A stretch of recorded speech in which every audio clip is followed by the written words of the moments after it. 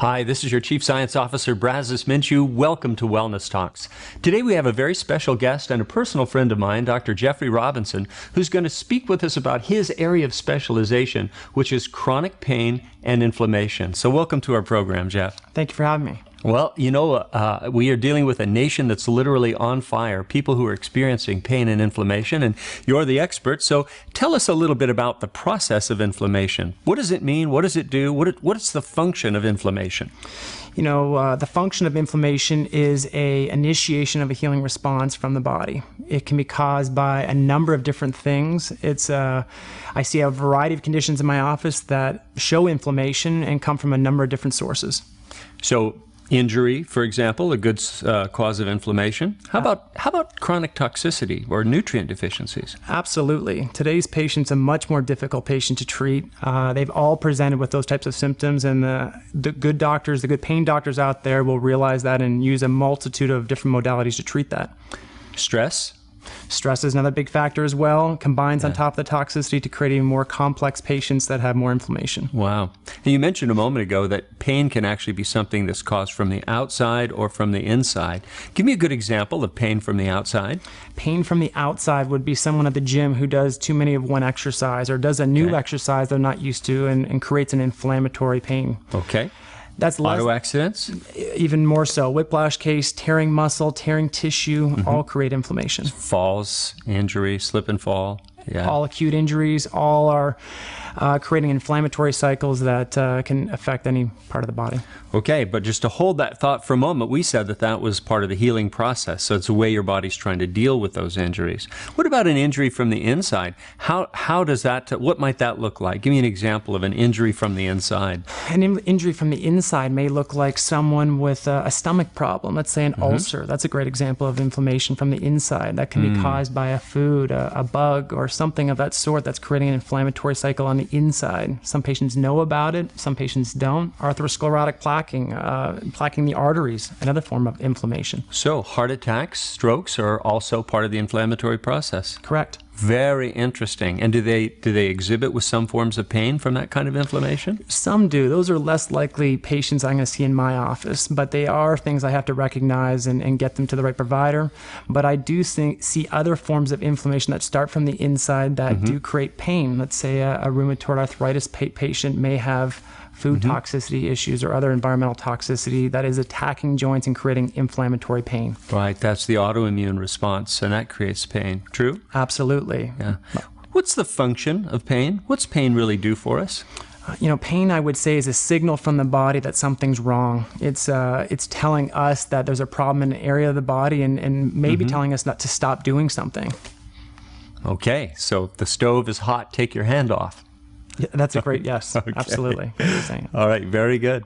Now, we mentioned a moment ago that there are certain nutrient deficiencies that can actually create pain. Can you elaborate on what those might be? There's a number of nutrient deficiencies I think that can initiate pain. Magnesium is probably one of the most common ones that I see. Other ones that you may encounter could be bioflavonoids. Bioflavonoids are very involved in collagen production. Deficiencies in bioflavonoids would possibly cause a ligament or a disc type pain. Okay, so we're talking about connective tissue pain. Correct. Right. They're very good. Do you ever see any individuals whose pain is worsened by other deficiencies? For example, if they're not drinking enough water or getting enough sleep? Again, in my practice, I see quite a few disc-related pain syndromes. Dehydration is a huge problem that can cause a collagen-type pain from a dehydration standpoint. Again, when you talk about collagen pain or ligamentous pain, certain conditions in the back, in the elbows, shoulders can all have ligamentous origin to them, the collagen tissue. Wrist, how about carpal tunnel? Very common, very common. I see a lot of golfers, a lot of active people with that type of problem from repetitive use that does lead to a breakdown in that collagen ligamentous tissue in the wrist. So from the inside and from the outside.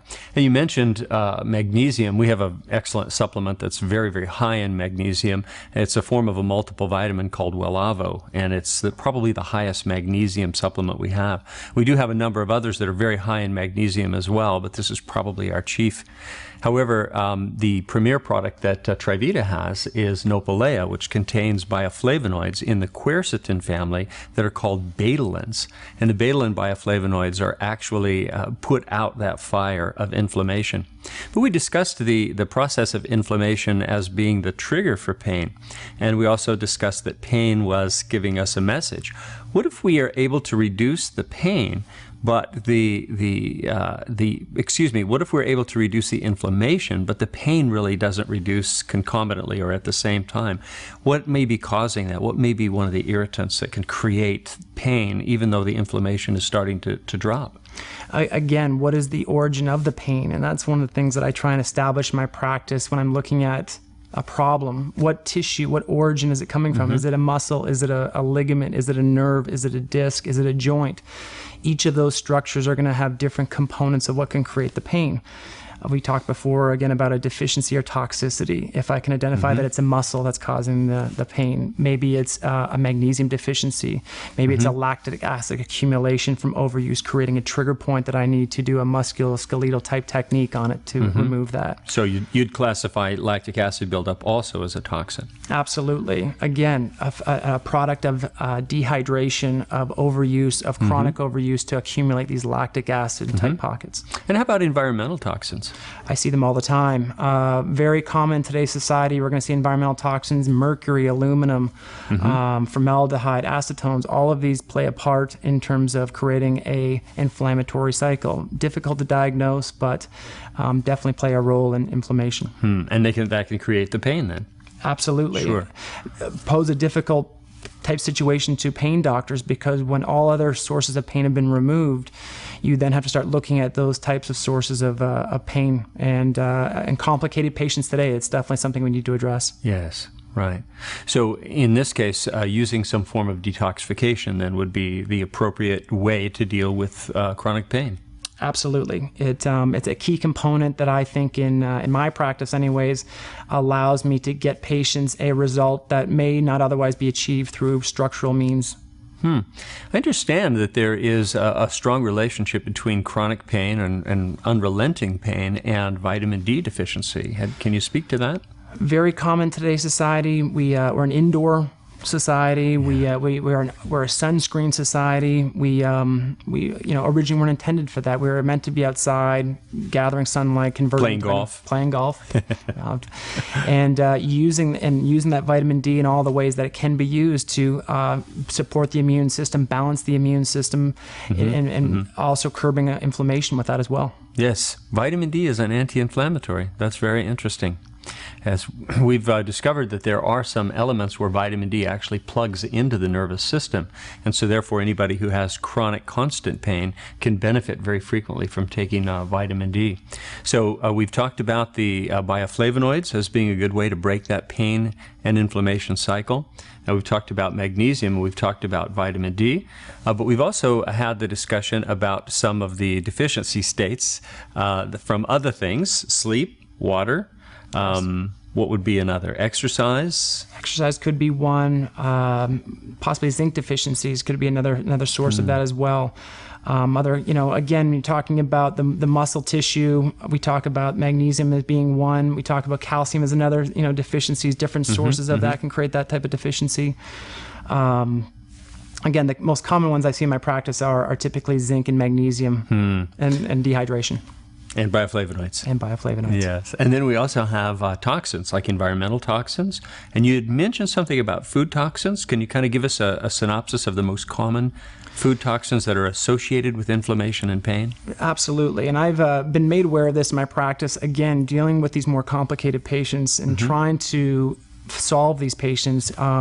gluten. We all know today about the effects of gluten, gliadin, and wheat, and numerous patients in my practice have shown inflammatory pain cycles that I believe were initiated by a gluten wheat intolerance that then carried out through the body in an autoimmune type fashion, affecting every joint in the body in some cases, certain parts of the body, and making it very difficult to really curb that pain. Okay, so gluten is one. What are some of the other top offenders?